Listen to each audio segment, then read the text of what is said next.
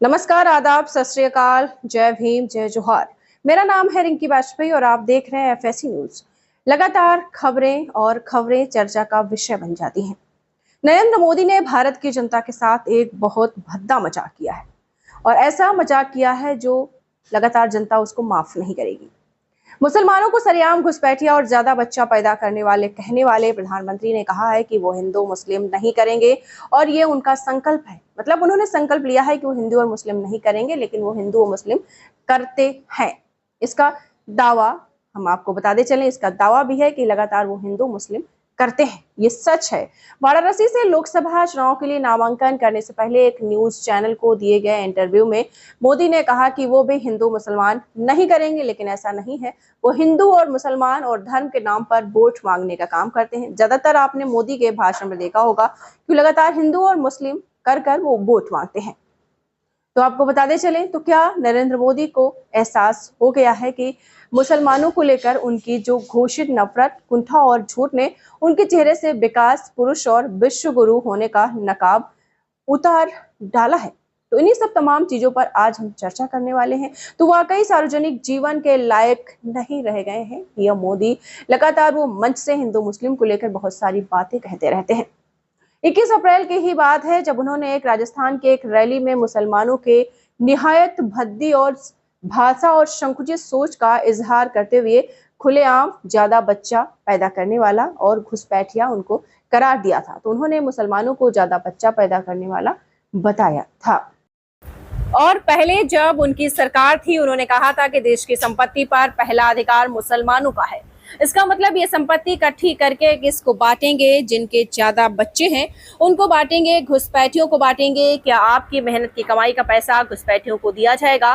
कायदा क्या कहता था कि अगर लगातार खुले घुसपैठिया कहाँ थे, ज्यादा बच्चे पैदा करने वाले कहाँ थे? लेकिन नहीं, ये वही महान जिसने पिछले इंटरव्यू में टॉनिक पीते हैं क्या और थकते नहीं है। ऐसे भारी और कठिन सवाल पूछकर नरेंद्र मोदी के माथे पर पसीना ला दिया था।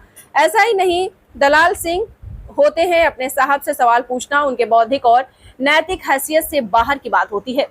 वरना मोहतरमा पूछती हैं कि प्रधानमंत्री जी, आप मुस्लिम महिलाओं को बच्चा पैदा करने की मशीन बताने की सोच लाते कहां से हैं? खैर, अब लोग पूछ रहे हैं कि क्या 4 चरणों के चुनाव के बाद नरेंद्र मोदी के आत्मविश्वास को झटका लगा है और वो समझ गए हैं कि उनके मुस्लिम विरोधी सोच भाजपा के अभियान के लिए अब मुश्किल खड़ी कर रही है। और अगर नहीं तो फिर मुसलमानों से घोर नफरत नेता की छवि बनाने वाले नरेंद्र मोदी को आज मुसलमानों को लेकर उदार होने की दुहाई क्यों देनी पड़ रही है? उन्हें क्यों कहना पड़ रहा है कि मैंने मुसलमानों का नमक खाया है? जी हाँ, मोदी को कहना पड़ रहा है कि मैंने मुसलमानों का नमक खाया है और इसके लिए उन्होंने अपने बचपन की दुहाई दी है। इंटरव्यू में उन्होंने कहा था कि वो जहां पले बढ़े वहां उनके कई पड़ोसी मुस्लिम हैं। तो आपको बताते चले, ईद के दिन उनके घर में खाना नहीं बनता था क्योंकि मुस्लिम परिवारों के घर से उनके यहाँ खाना आता था। मोदी के मुहर्रम का जिक्र करते हुए खास तौर पर कहा कि बचपन में वो घर के सामने से जा रहे ताजिया के नीचे से अनिवार्य रूप से निकालते थे। न्यूटन के टोनी कर इसके बाद चुक जाती है या कहिए उनकी जुबान नमक के कल जैसी लरज उठती है। वो नहीं पूछ पाती जिन मुसलमानों ने आपको बचपन में खाना खिलाया, ताजिया दिखाया, उन्हीं मुसलमानों को आपकी नजरों के सामने 2000 में गाजर मूली की तरह काट दिया गया और आप तमाशा देखते रहे। गर्भवती औरत को पीठ चीर कर उन्हें टिश्यू टांग दिया गया, पत्थरों पर पटक दिया गया, खेतों में घसीट दिया गया, घरों में जला दिया गया और आप मजे लेते रहे। आप प्रधान कैसे हैं ये तो छोड़ दीजिए, प्रधानमंत्री जी, देश जानना चाहता है आप इंसान कैसे हैं। आपको यह कहते हुए बिल्कुल लाज नहीं आती कि आपके मुसलमानों के घरों का खाना खाया है और आपके भीतर हिंदू मुसलमानों को सम्मान नजर से देखने की दृष्टि है। लगातार एंकर नहीं पूछ पाती कि चलिए छोड़िए, आप एक निगम में मुख्यमंत्री थे, गुजरात को कत्ले आम का कारखाना बना दिया और आप मुख्यमंत्री निवास में बैठकर मशरूम के कोफ्ते उड़ाते रहे। लेकिन प्रधानमंत्री कैसे हैं? लगातार आप आजादी के अमृत महोत्सव का पहला गुट बिल्किस्बानों के परिवार पर टूट पड़ने वाले दरिंदों को बिलाया और ये कहकर भी नहीं निकल सकते। गुजरात सरकार का फैसला था क्योंकि गुजरात सरकार ने सुप्रीम कोर्ट में लिखकर दे दिया कि अमित शाह के गृह मंत्रालय से पूछकर उसने उन दरिंदों को छोड़ा था।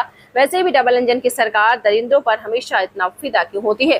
प्रधानमंत्री जी, न्यूज टीम की टोनी नहीं पूछ पाती कि प्रधानमंत्री जी, क्या आपको क्या हो गया है? आप कह रहे हैं मैंने मुसलमानों के घरों का खाना खाया है, उनके ताजिए में नाचा है। तो फिर वो आदमी कौन था जो चिल्ला रहा था कि वो कपड़ों से ही लोगों की पहचान कर लेता है? आप तो वो प्रधानमंत्री जी हैं जिन्होंने कर्नाटका में हिजाब पहनकर स्कूल जाने वाली बेटियों से पढ़ने का हक छीन लेने की राजनीति की। भाइयों बहनों जो आग लगा रहे हैं, टीवी पर उनके जो दृश्य आ रहे हैं, ये लोग आग लगाने वाले कौन हैं उनके कपड़ों से ही पता चल जाता है। आप ऐसे अंकों से क्या ही उम्मीद रखेंगे जो प्रधानमंत्री से सवाल पूछने का मौका मिलने पर पूछता हो कि आप थकते क्यों नहीं, कोई टॉनिक लेते हैं क्या? प्रधानमंत्री टॉनिक लेते हैं या नहीं ये तो पता नहीं चला, लेकिन एंकर जरूर कोई महंगा टर्म लेते हैं जो प्रधानमंत्री से इंटरव्यू सवाल पूछने के लिए नहीं, पत्रकारिता नैतिकता के पतन की जूतियां उठाकर माथे पर रख रहे हैं। वरना मैडम पूछती हैं कि कैफीन खान कौन था? प्रधानमंत्री युवा डॉक्टर जिसने ऑक्सीजन के बिना तड़प कर मरते बच्चों की जान बचाने में पूरी ताकत झोंक दी और इसी को आपसे उसका सबसे बड़ा गुनाह बना दिया, जिंदगी ही नर्क बना दिया। आपने कहीं का नहीं छोड़ा। उसने अपने बच्चों बाप के लिए बिलखते रहे और फर्जी मामलों का पूरा खबर छाप दिया। आपने उनके बचपन के माथे पर क्यों प्रधानमंत्री कौन यकीन करेगा? क्या मुसलमानों के घर से आया हुआ खाना खाने को वाकई संजीदगी से जीते हैं? ये कांग्रेस का मैनिफेस्टो कह रहा है कि वो माता और बहनों का सोने का हिसाब करेंगे, उनकी जर्दी करेंगे, जानकारी लेंगे, फिर कुछ संपत्ति को बांट देंगे और उनको बांटेंगे। जिनको मनमोहन सिंह की सरकार ने कहा था कि संपत्ति पर पहला अधिकार मुसलमानों का है। न्यूज टीम की टोनी कर के सामने जब प्रधानमंत्री ने कहा कि उनके कई पड़ोसी मुसलमान हैं, ईद के दिन उनके घर खाना नहीं बनता था क्योंकि मुसलमान परिवार के घरों से ही उनके यहाँ खाना आता था, तो ये नहीं पूछ पाती कि क्या आपको सचमुच में लगता है कि कोई पार्टी हिंदू औरतों का मंगलसूत्र छीनकर मुसलमान औरतों में बांटती है? आपको बता दें प्रधानमंत्री जी, क्या आप सचमुच दिल ऐसी जता मानते हैं या फिर जानबूझकर झूठ बोलते हैं? लगातार शमशान के बीच दीवार उठाकर वोट अपने मांगे गुलाबी क्रांति के नाम पर वोट आपने नवरात्रि के लोगों में लोगों की थाली दिखाकर वोट मांगने का घटियापन आपने किया है। फिर भी आपको वाकई लगता है क्या मुसलमान ऐसे बचपन का रिश्ता होने के आपके जुमले पर इस देश को यकीन करना चाहिए? रही बात हिंदू मुसलमान न करने की, तो उन्हीं एंकर मैडम ने ट्वीट किया था जब देश की संसद में एक घटना घटी थी। तो ट्वीट आपको पढ़ा के सुनाती हूँ, आप समझ जाएंगे कि यही एंकर मानती हैं कि भारत के प्रधानमंत्री हिंदू मुसलमान केवल करते ही नहीं, उसको दिल से भी लगा कर रखते हैं। इसे कहते हैं, उन्होंने ट्वीट किया 22 दिसंबर 2023 को बेहूदगी की पराकाष्ठा पार करना, इसे कहते हैं बिथुड़ी जी। और बिथुड़ी कौन? भारतीय जनता पार्टी के सांसद। आपने न संसद की गरिमा रखी, न कुर्सी की, न उस जिम्मेदारी की जो जनता ने आपको सौंपी है। मुल्ला, उग्रवादी, आतंकवादी, इसे तो मैं बाहर देख लूंगा। ये कैसी भाषा है? ये लोकतंत्र का सबसे बड़ा मंदिर है, कोई सड़क चौराहा नहीं। आप सांसद हैं, कोई ऐरा गहरा नहीं। आपको माफी मांगनी चाहिए और स्पीकर को इनके खिलाफ फौरन कार्रवाई करनी चाहिए। लेकिन कार्यवाही हुई क्या? क्या भारतीय जनता पार्टी ने कोई एक्शन लिया? प्रधानमंत्री नरेंद्र मोदी ने एक शब्द कहा, इसका मतलब ये है कि टोनी एंकर को भी पता है कि प्रधानमंत्री नरेंद्र मोदी खूब जमकर हिंदू मुसलमान करते हैं, दिल से करते हैं। बस टॉनिक एंकर की जुबान से सवाल नहीं निकलता, न्यूज एंकर नहीं पूछ पाते, लेकिन भारत के लोग जरूर पूछ रहे हैं कि मैडम जी, देश जानना चाहता है कि ऐसी घनघोर दलालियों के लिए आप कौन सा टॉनिक लेती हैं और इतनी दलाली करके आप थकती नहीं है? तो इस खबर के बारे में आपकी क्या राय है? आप हमारे कमेंट बॉक्स में कमेंट जरूर करें। तो हमारे साथ देखते रहिए फाइट अगेंस्ट क्रिमिनल चैनल और पढ़ते रहिए fight against criminal daily newspaper.